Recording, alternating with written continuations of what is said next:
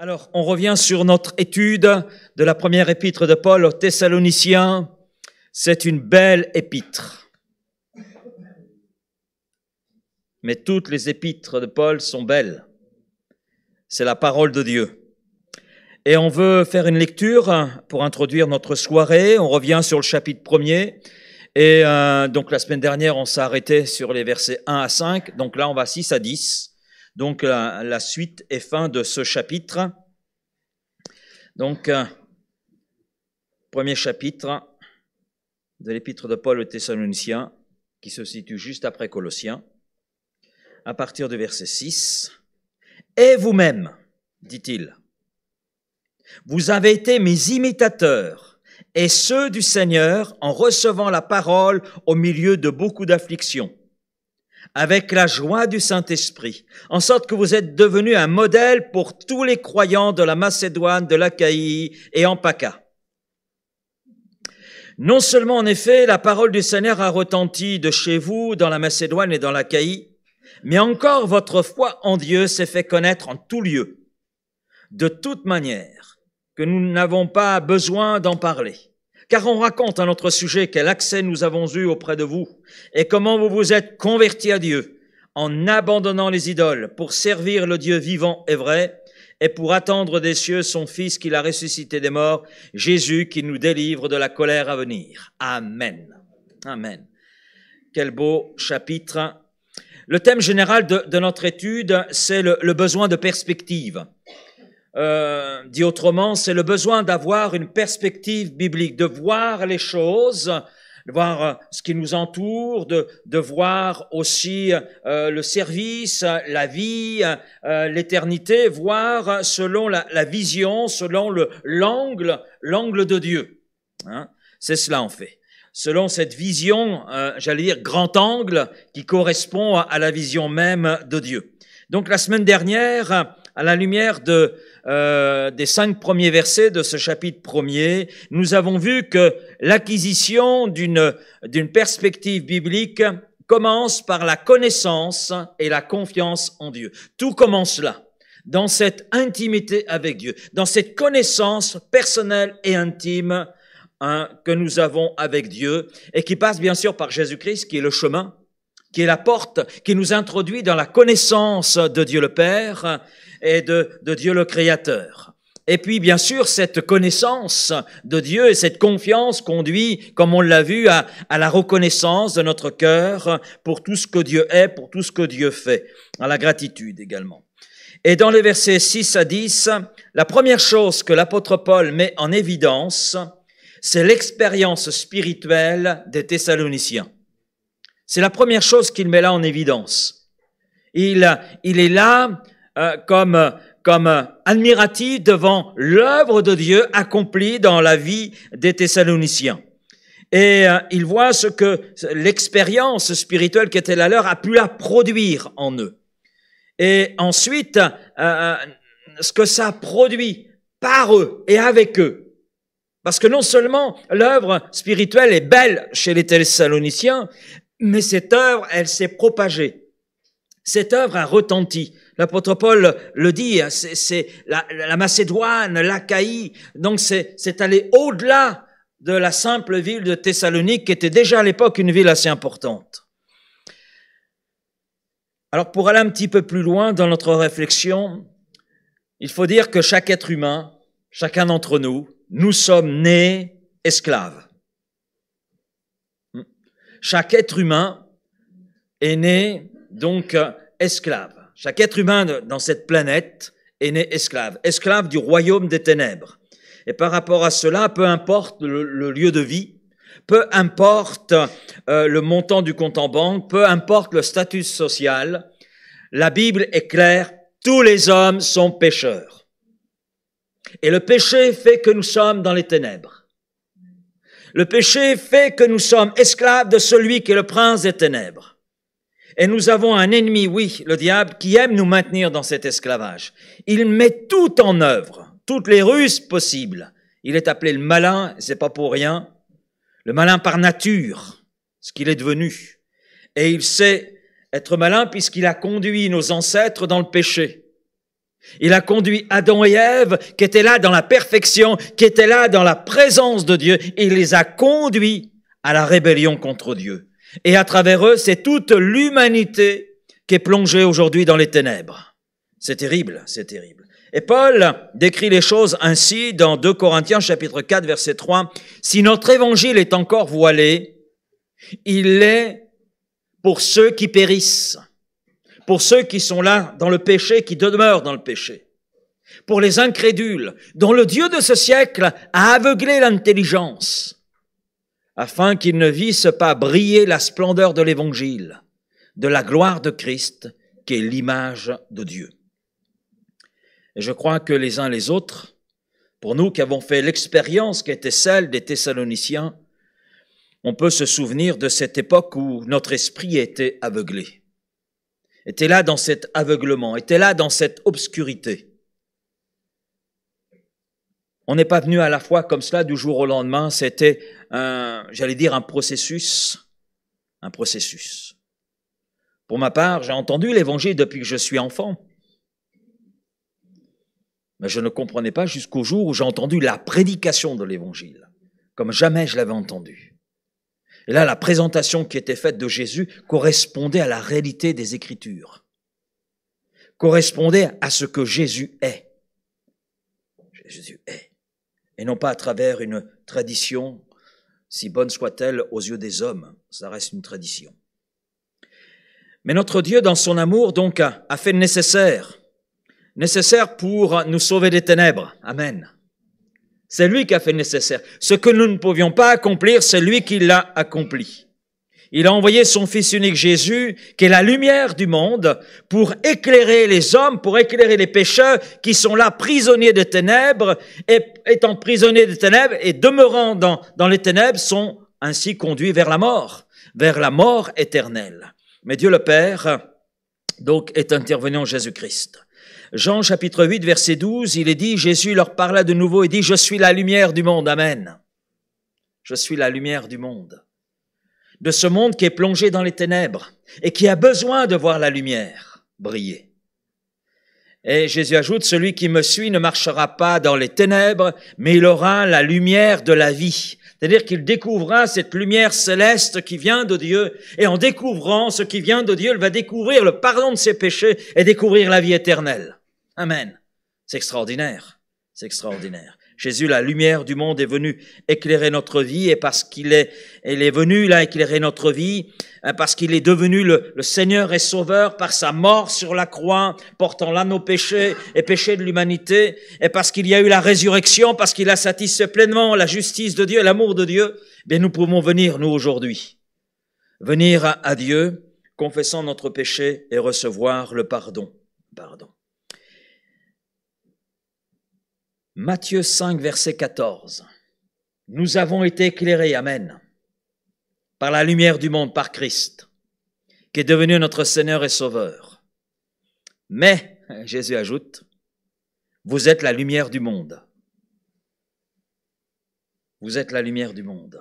Et une ville située sur une montagne ne peut être cachée.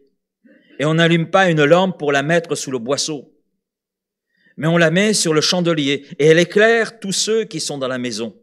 Que votre lumière luise ainsi devant les hommes, afin qu'ils voient vos bonnes œuvres et qu'ils glorifient votre Père qui est là dans les cieux. Amen. Dieu nous a appelés des ténèbres à sa merveilleuse lumière, et dans son amour pour nous, eh bien, il nous associe à son œuvre. Amen. Ça, c'est extraordinaire. Malgré ce que nous étions, il nous a aimés, et malgré ce que nous sommes, eh bien, il nous associe à son œuvre. Il nous utilise comme porteurs de la lumière pour ceux qui nous entourent, pour ceux qui sont encore dans les ténèbres, pour ceux pour qui l'évangile est encore voilé, ceux qui sont encore enténébrés dans leur intelligence, dans leur être intérieur. Nous sommes les enfants bien-aimés de Dieu qui doivent être les porteurs de la lumière pour quiconque vit encore dans les ténèbres. Amen.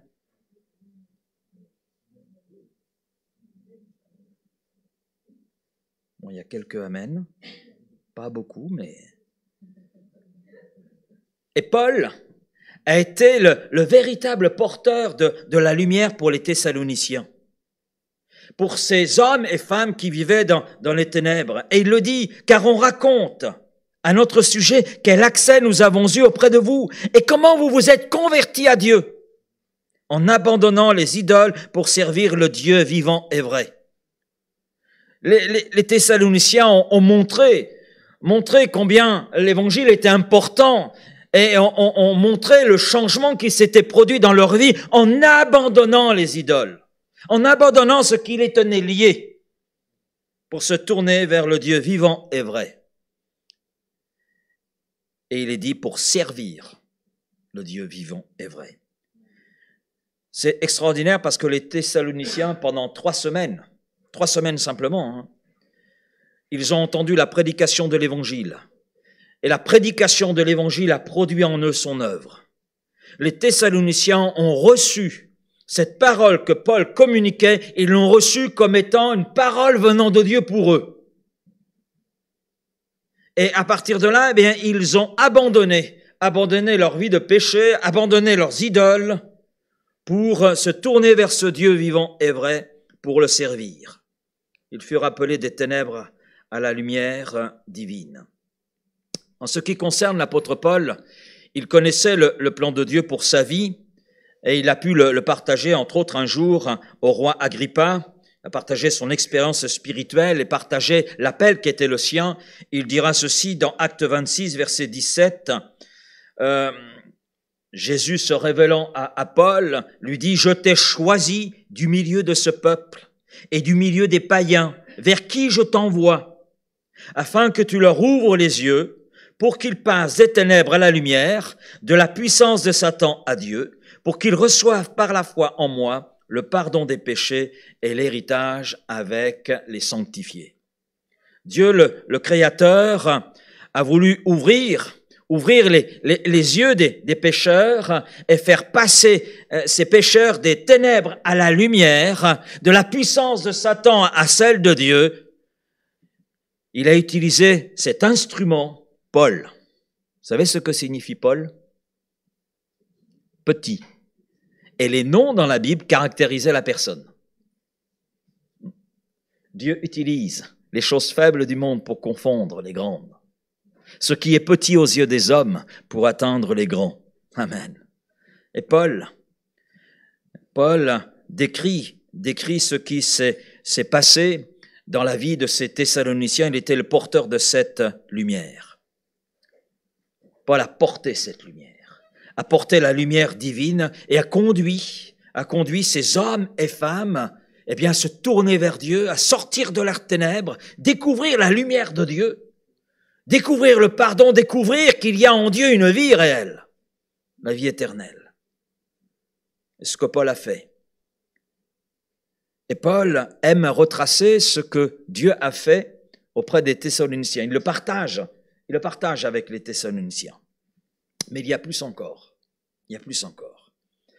Vous et moi, nous sommes choisis pour être les porte-paroles de Dieu auprès du monde qui nous entoure.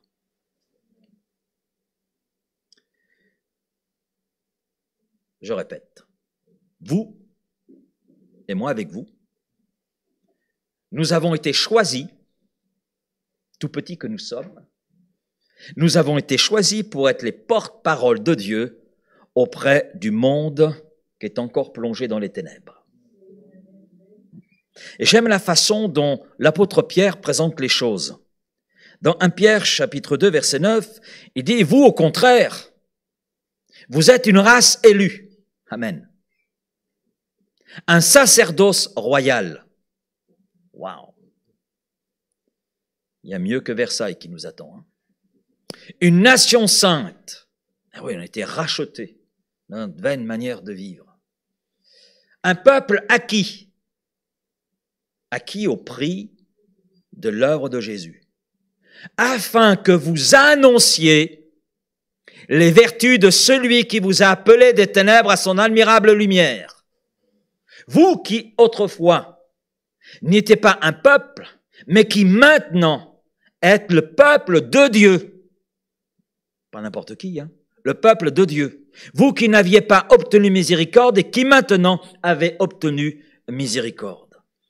Nous sommes donc, à travers ces paroles et d'autres, vivement invités à partager avec le monde qui nous entoure que la lumière est venue pour nous sauver. Amen.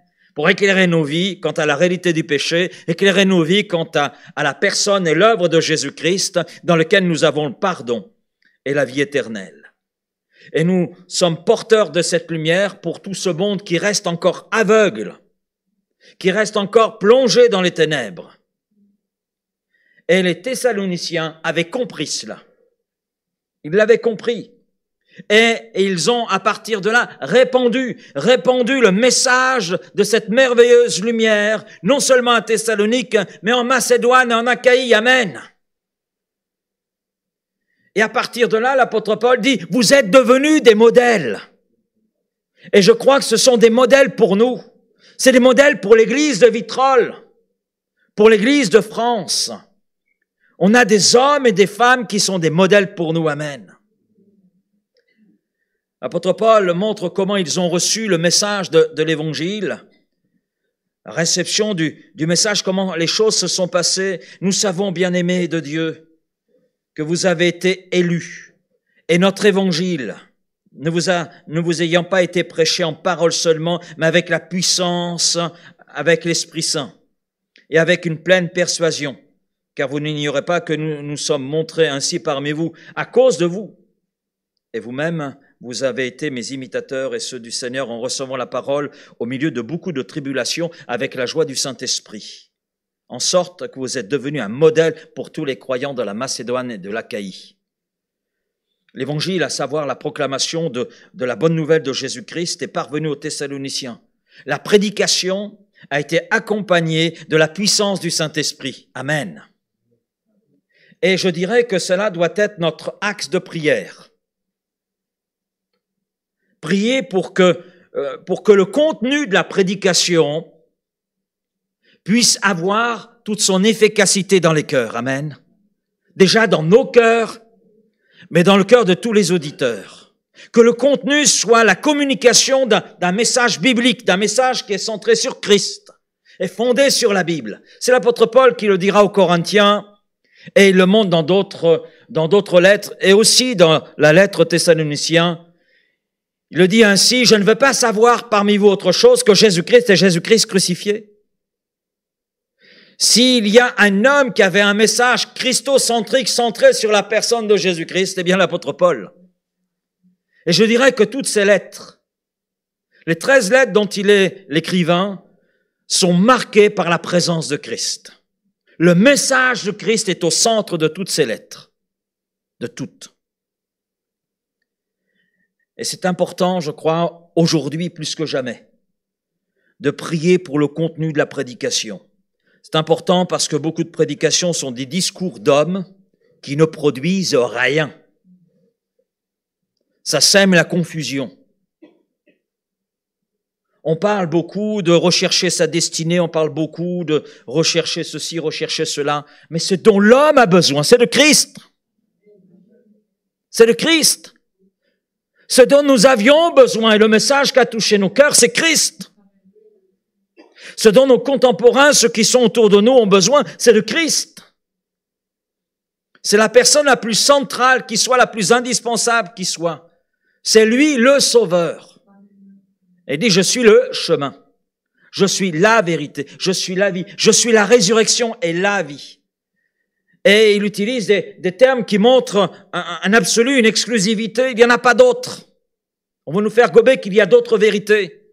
Non, il n'y en a qu'une. Il n'y en a qu'une. Je suis pécheur et Jésus-Christ est le Sauveur dont j'ai besoin. Et Paul dira aux Corinthiens, ce qu'il dit d'ailleurs aux Thessaloniciens, « Et ma parole et ma prédication ne reposaient pas sur le discours persuasif de la sagesse humaine, mais sur une démonstration d'esprit et de puissance, afin que votre foi fût fondée non sur la sagesse des hommes, mais sur la puissance de Dieu. » Dans Parole vivante, le même verset se présente ainsi, « Mon message, dit Paul, n'avait certes rien d'un discours éloquent ou d'un raisonnement habile. Je n'ai pas voulu vous convaincre par des paroles persuasives ou des arguments subtils. Si ma prédication agissait en vous, elle ne le devait ni aux artifices du langage, ni à des raisonnements propres à entraîner l'adhésion des gens. Toute mon efficacité est due à l'action manifeste et puissante du Saint-Esprit. Car il fallait que votre foi soit fondée non sur la sagesse humaine, mais sur la puissance de Dieu. Et là je dis Amen. Et je dirais qu'il y a aujourd'hui plus que jamais besoin d'une prédication qui soit revêtue de la puissance du Saint-Esprit. Et ce que je lui dis là est aussi vrai pour le témoignage. C'est pas simplement vrai pour la prédication, c'est vrai pour le témoignage. Il est bon de prier, non seulement pour le contenu de la prédication, pour que le prédicateur, que ce soit Bernard, que ce soit quelqu'un d'autre, que ce soit Laurent, que le contenu de la prédication soit une parole qui vient de Dieu. Mais nous devons aussi prier afin que notre témoignage, dans son contenu, soit aussi empreint de la présence et de l'œuvre du Saint-Esprit. Et je crois que le Saint-Esprit veut là nous aider à communiquer la parole appropriée aux situations de ceux qui nous entourent. Je le crois. Le Saint-Esprit veut nous conduire afin d'apporter cette parole qui touche le cœur. Au même titre que Paul priait pour que la prédication touche les cœurs, nous devons aussi prier dans ce sens par rapport à notre témoignage. Prier pour le contenu de la prédication, mais prier aussi pour le porteur afin qu'il soit sensible au Saint-Esprit et conduit par le Saint-Esprit. On peut avoir toute confiance en la parole de Dieu. C'est une parole loin, c'est la parole de Dieu. Mais l'instrument qui apporte peut nuire à la parole et nuire à son efficacité. Il est tellement facile de tordre le sens des Écritures. C'est étonnant parce que Dieu accepte cette vulnérabilité. Il accepte quelque part que sa parole soit vulnérable. Mais une chose est certaine, et c'est écrit, et c'est gravé aussi dans mon esprit, celui qui enseigne la parole de Dieu sera jugé plus sévèrement que les autres. C'est écrit, noir sur blanc. Ce qui veut dire que oui, Dieu a permis et permet que sa parole soit vulnérable. C'est-à-dire dans le sens où l'instrument qui transmet la parole peut la tordre. Mais ce n'est pas sans conséquence et conséquence éternelle. Et c'est là que l'on doit prier. Prier pour le porteur de cette parole afin qu'il soit sensible à l'Esprit de Dieu, qu'il soit exactement dans le vent de l'Esprit, communiquant ce que Dieu veut pour son peuple, pour son Église.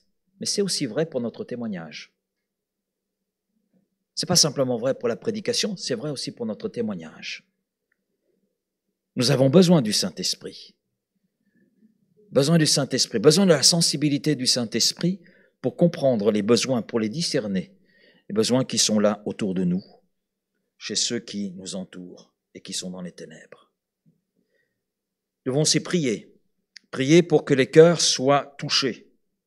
Les Thessaloniciens ont reçu la prédication de l'Évangile, ce que Paul souligne, au milieu de difficultés. Au milieu d'épreuves. Il dit, c'est au milieu de bien des tribulations que vous avez reçu cette parole et vous l'avez reçue par cette action du Saint-Esprit qui a produit en vous la joie à l'écoute de cette prédication.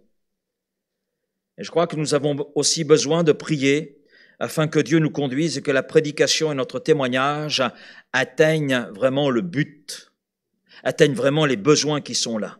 Paul a su, à travers la prédication, rejoindre les besoins des Thessaloniciens. Il a su les atteindre. Et on sait que l'apôtre Paul, oui, était quelqu'un d'assez systématique dans sa façon, dans sa stratégie, dans sa façon de faire. Et quand on lit l'Épître aux Romains, on voit qu'il est très systématique, même dans son enseignement. Mais malgré tout cela, il demeure sensible au Saint-Esprit. Et on a un épisode, il prend une direction et il en fut empêché par le Saint-Esprit. Et il a accepté de changer de direction, de changer de cap, d'aller dans une autre direction.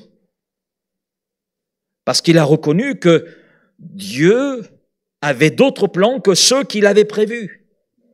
Et nous pouvons avoir des plans, même élaborer ces plans dans la présence de Dieu, mais il peut arriver qu'à un moment, Dieu dise « Mets tes plans en pause, parce que pour aujourd'hui, je veux autre chose. Je veux qu'aujourd'hui, tu parles à ton patron, je veux qu'aujourd'hui, tu parles à ta voisine. Tu n'as pas vu, mais voilà la situation qui est la sienne. Et elle attend une parole qui vient de Dieu, et c'est toi le porteur de cette parole. » Et Paul a su, à travers la prédication, rejoindre les Thessaloniciens, et cela a été efficace.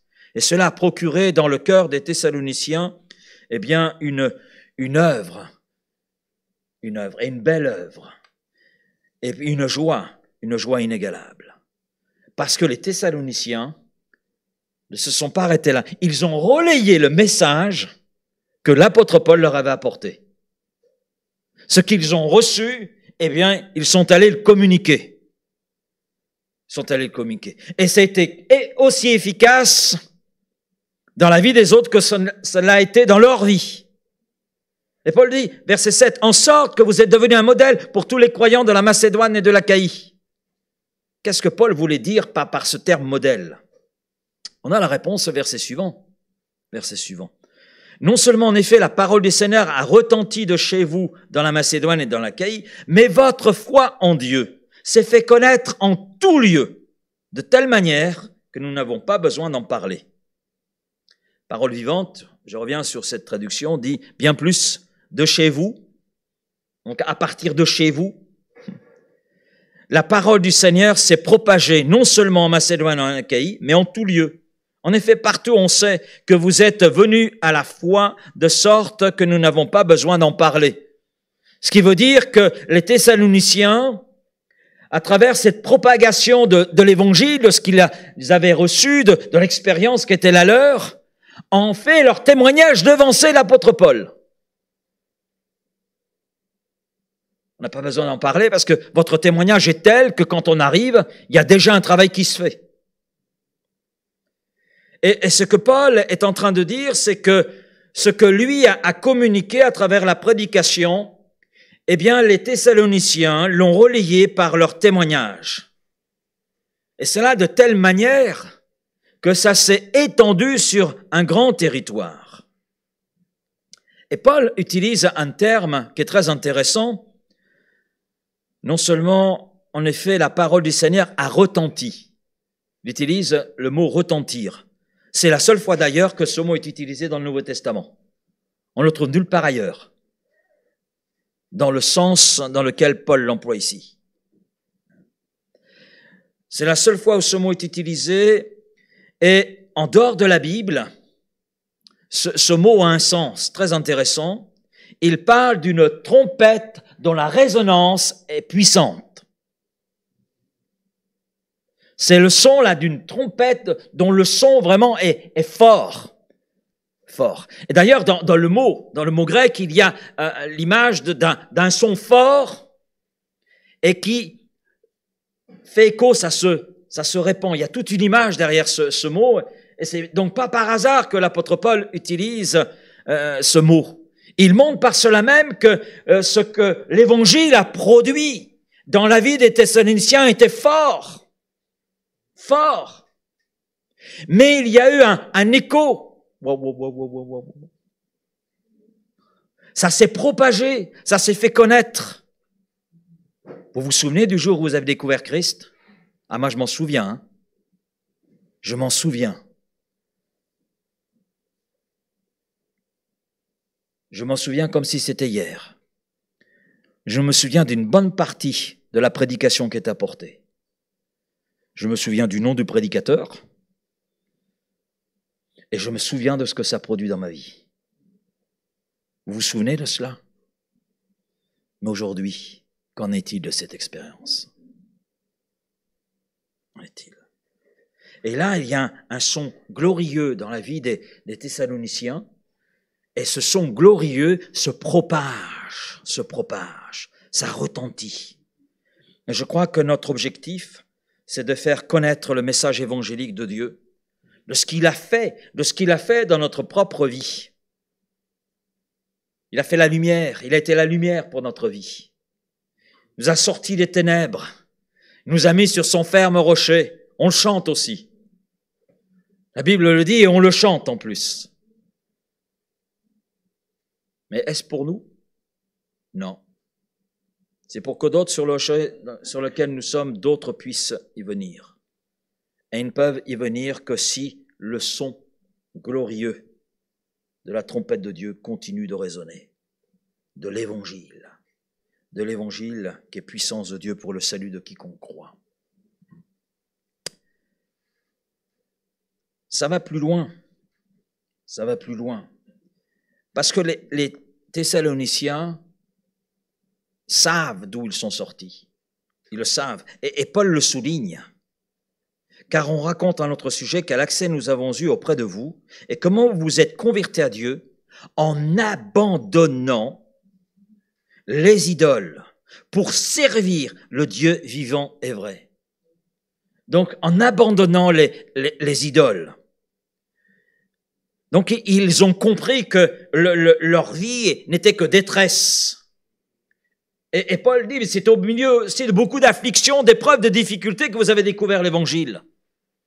Mais ça produit un fruit. Le son qui était celui de la prédication de l'évangile a résonné dans les profondeurs de votre être, vous conduisant à la conversion, vous conduisant à abandonner vos idoles pour vous tourner vers le Dieu vivant et vrai et le servir lui.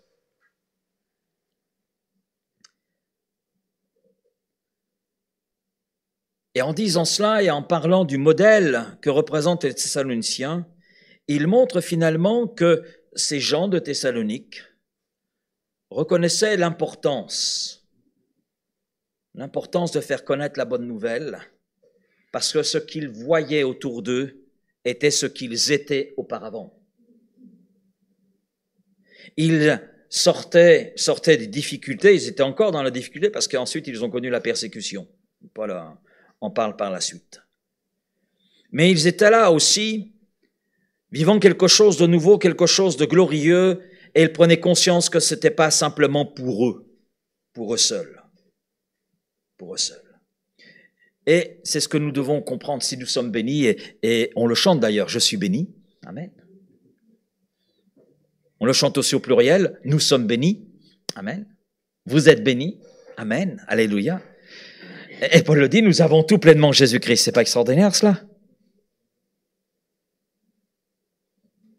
Vous ne dites pas amen parce que vous avez peur de la suite? Mais pourquoi nous sommes bénis? Nous sommes bénis pour bénir. Nous sommes bénis parce que ceux qui nous entourent ont besoin de cette bénédiction et parce que nous sommes les porteurs de cette bénédiction. Et je crois que les preuves de la détresse humaine sont partout autour de nous, comme c'était partout autour des Thessaloniciens. Et la détresse humaine, elle est là à tous les niveaux de notre société. Et je suis impressionné de voir la détresse aujourd'hui chez les jeunes. Je vais vous lire le titre d'un rapport, un rapport de tout récent. La dégradation de la santé mentale des jeunes s'exprime par un mal-être qui a des conséquences sur leur vie de tous les jours et sur leur état de santé. Ça, c'est simplement le titre d'un rapport. Et le contenu ne fait que développer ce titre et montrer la grande détresse chez les jeunes qu'il y a autour de nous. Moi, je me souviens de mes 14 ans. Vous en souvenez? On mangeait la vie à pleines dents.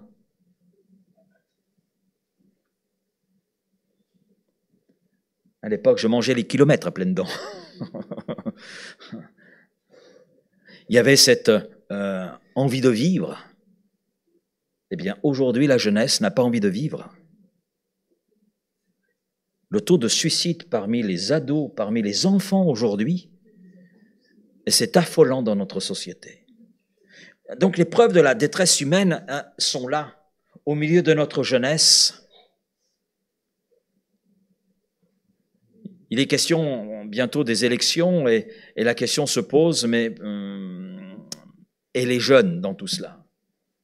Il s'avère que les jeunes n'ont aucune confiance dans ce qui est religieux, aucune confiance dans ce qui est politique, aucune confiance dans ce qui est économique. Pour eux, tout ça, c'est vide. Tout ça, ce sont des mots, paroles, paroles. Ils ont soif, soif de lumière. Et la détresse humaine ne touche pas simplement les jeunes, ça touche les hommes et femmes de tous les âges. Et alors que les gens se promènent dans leur aveuglement spirituel, dans leur obscurité, ils tâtonnent, cherchant un bien-être, ils tâtonnent, cherchant le bonheur. Ils tâtonnent et il y a des promesses qui sont là. Des promesses de Pinocchio. Mais le seul chemin, c'est Christ. Ils cherchent une porte, mais la porte, c'est Christ. C'est Christ. Ils cherchent un but dans leur vie, mais il n'est pas ici-bas, il est en Christ. Et la solution est en Jésus, et en Jésus seul. Mais comment pourront-ils trouver la porte s'il n'y a personne pour justement faire connaître la porte? Et les Thessaloniciens avaient compris cela. Et ils avaient compris la détresse humaine qui était là autour d'eux, parce qu'ils avaient vécu cette détresse. Et à partir de là, ils ne voulaient pas que la bénédiction soit simplement pour eux, mais ils voulaient que ça retentisse. Ça retentisse. Et ils ont fait tout le nécessaire pour que ça retentisse. Amen. Et notre Dieu a envoyé son Fils dans le monde pour ouvrir une porte au milieu des ténèbres. Et ce qu'il y a de formidable, c'est à la fois effrayant, c'est à la fois beau, vous mettez les termes que vous voulez, mais il a choisi de nous utiliser, nous, des humains fragiles, hésitants, têtus. Je sais pas pour vous. Souvent égocentriques. Souvent concentrés sur leur nombril. Bon, je vais pas continuer dans le portrait, mais je crois que c'est notre portrait à tous. Bien que connaissant Christ, mais nous sommes malgré tout cela, amen, parce qu'en réalité nous sommes en chantier, nous sommes en devenir, d'accord? On n'est pas parfait, il n'y a que moi, vous l'avez remarqué.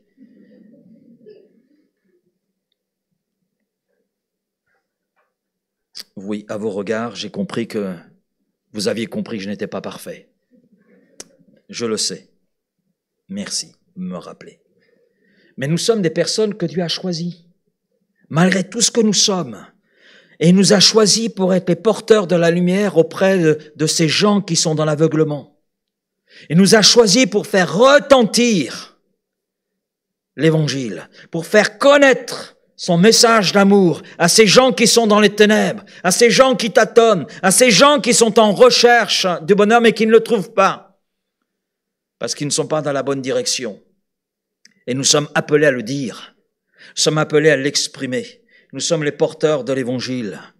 Nous communiquons à ceux qui nous entourent et qui sont plongés dans les ténèbres un message qui est inégalable, incomparable, parce que c'est le message qui a transformé nos vies. Amen.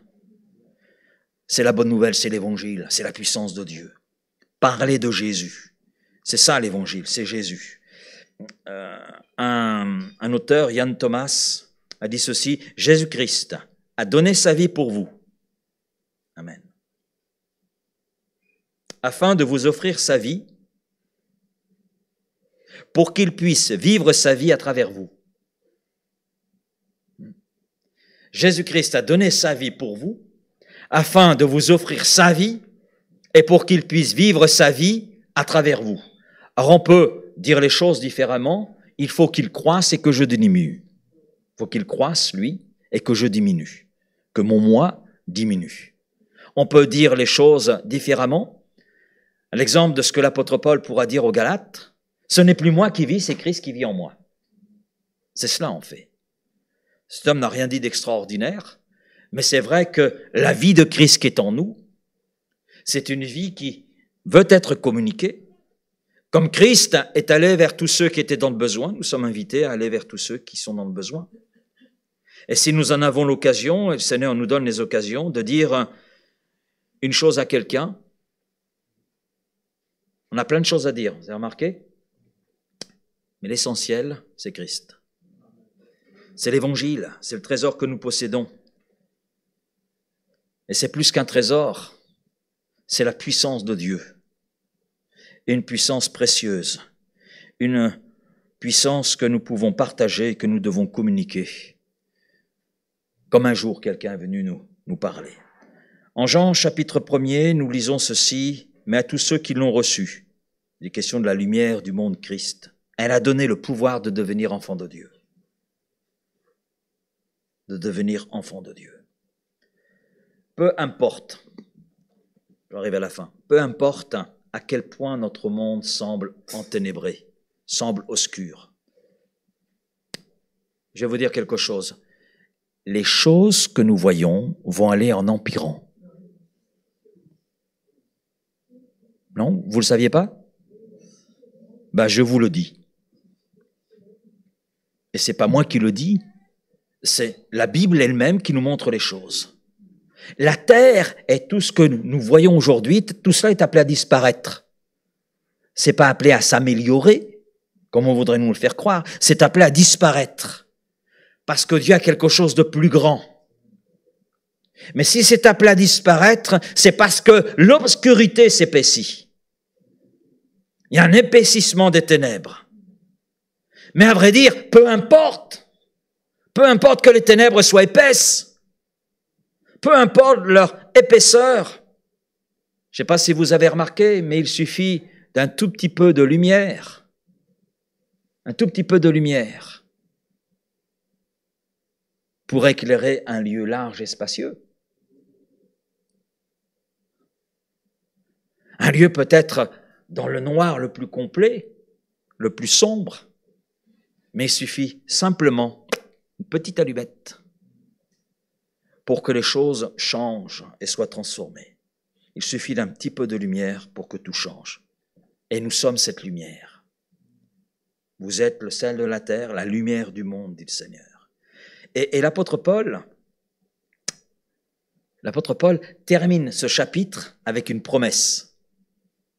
Verset 10. Je vais lire dans Paroles vivantes.